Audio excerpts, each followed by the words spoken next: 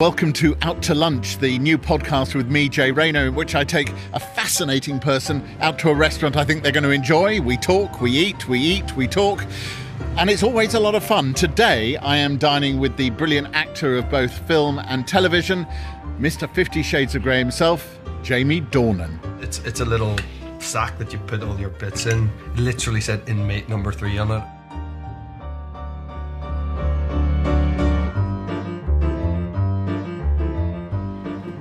So when we set this up, I already knew a bit about Jamie Dornan's eating habits because we've eaten together before. He bought me at a charity auction for the Old Vic Theatre, paid real money for me, and I went out for dinner on one of my reviews with him and his lovely other half. He loves beef, and I decided the only place to bring him to was a brilliant Mayfair institution called the Guinea Grill. It's basically a pub, but it's been famed for the things they do with beef for many, many years, and it is a perfect fit for Jamie Dornan. He's going to love it. So let's get inside and see what's going on. Jamie. Hello mate, how you doing? Very good. Good to see you. Yeah, you are. Thank you for joining me in the boardroom. I'm delighted. This is lovely. Marvellous. Did you stay up in town last night? No, I didn't actually. I came from Gloucestershire this morning. We had our third baby since I last saw you. I know. How long ago was that? I can't be away from home too much. Can I say I'm impressed by the personal sacrifice you've made to come here. Well, you start going through the diary when you have the baby, and you're like, when can I start sort of actively doing things again? You know, and I was going to start a job. And I'd said to my agent, like, I'm not working until baby came, you know, middle of February. I said, like, I can't work until April, right? And I felt that's fair. And my wife and I talked about that. It seemed like a good enough sort of. Because after the first one, weren't you away in 2 days? Yeah, 3 days. I started working 3 days after the first one was born, and about 2 weeks after the second was born. So I thought, right, this is probably the last one we're going to have. Let's get this right. So I said, I'm not going to work till April. And then, of course, my agent's like, you'll start on the 1st of April. And I was like, wow, okay.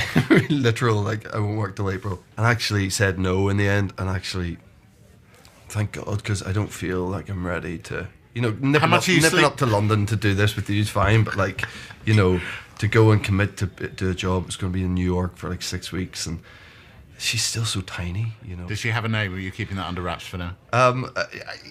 Yeah, all right, fair enough. Well, you've always been quite cool at keeping your children's names it's funny, quiet. We just sort of don't. There's a few ways to go about that. You know, you can either announce it to the world. I've got some of my best friends do that who are, you know, well known or whatever. They make the announcement. I mean, they literally put it in the fucking Times or whatever and put it out there. And we sort of haven't, with all three, haven't announced anything.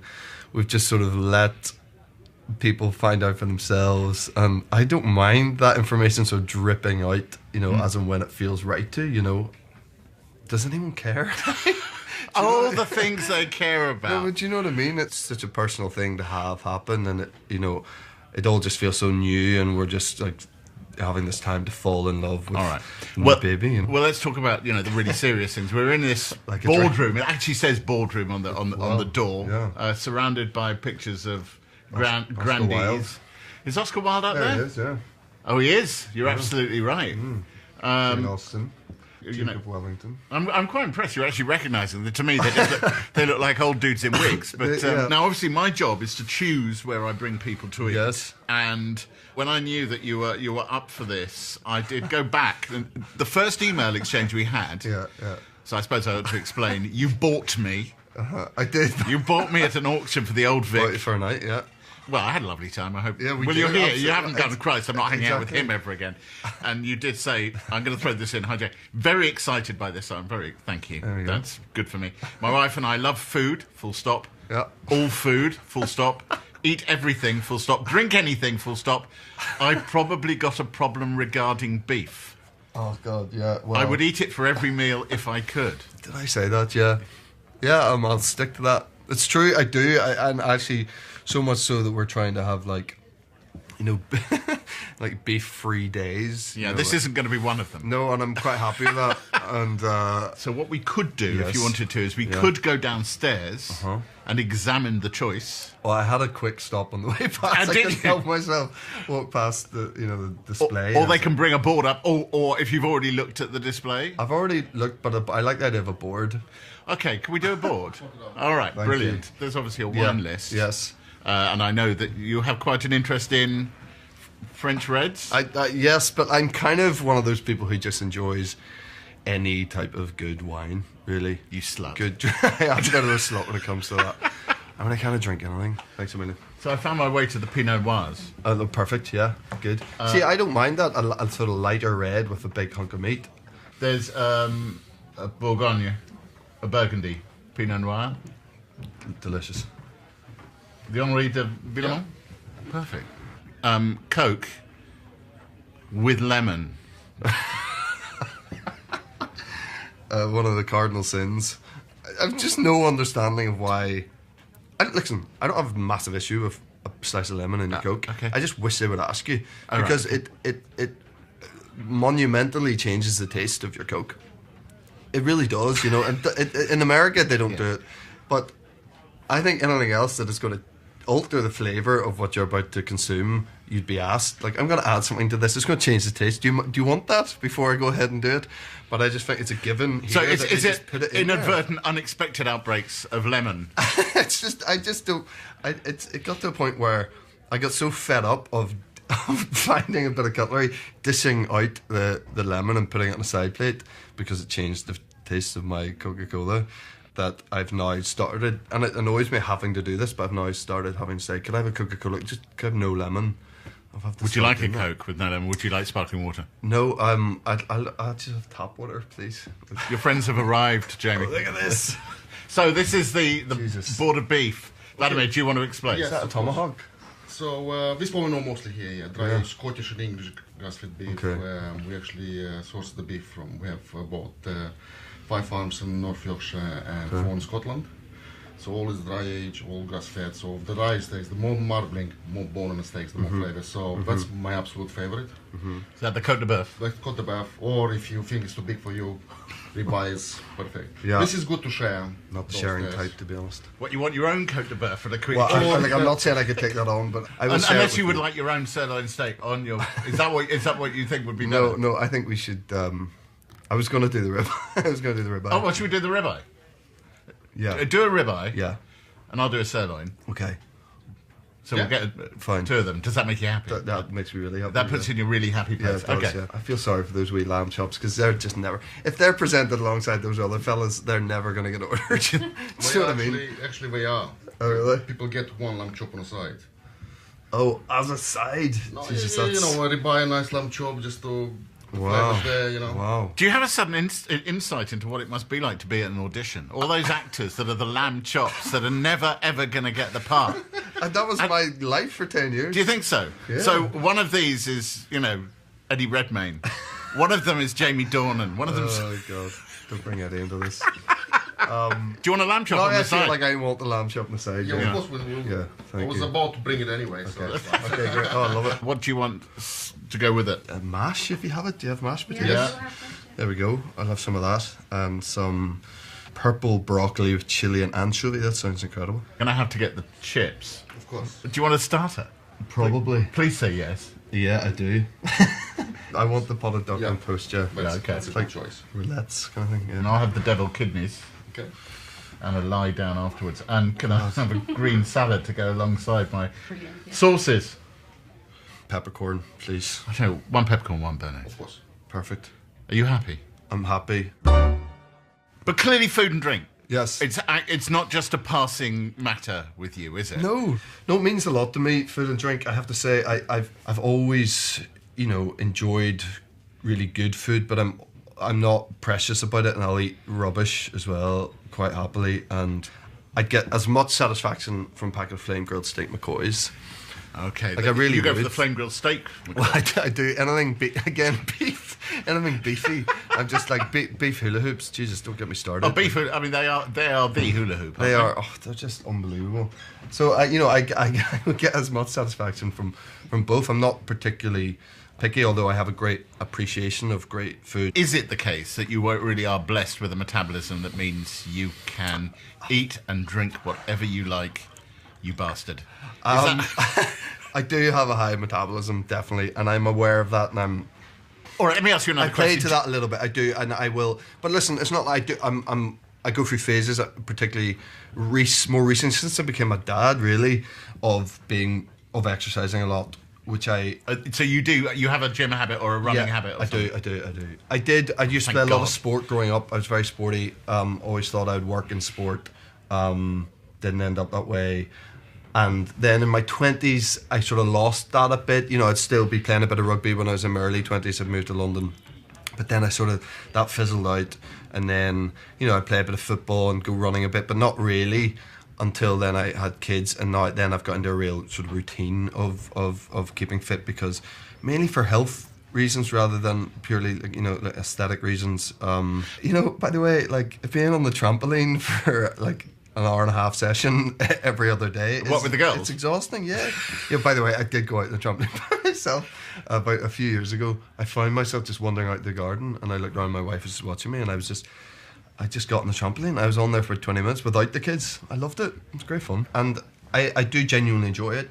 I don't run so much anymore. I've not a great left knee, and I've been encouraged by a doctor back in Belfast that I saw to cycle a lot. I go to the gym about 4 times a week. I'll do the bike every time, and I have no issues with my knee anymore. It literally fixed it. So do you go to a normal public gym? I do, yeah. I go to get left a gym alone in Stroud, yeah, in Gloucestershire where I live, yeah. Yeah, I know it's very friendly gym where all the staff very chatty and friendly, and you just feel part of the family very quickly. Yeah. If I had a gym at my house, I wouldn't use it. Have you ever literally dropped to the floor and done press-ups between shots? Oh yeah, Jesus, yeah. What's brilliant is you gave me a look there as I was someone. Of course, everybody does that. I've done that for various reasons.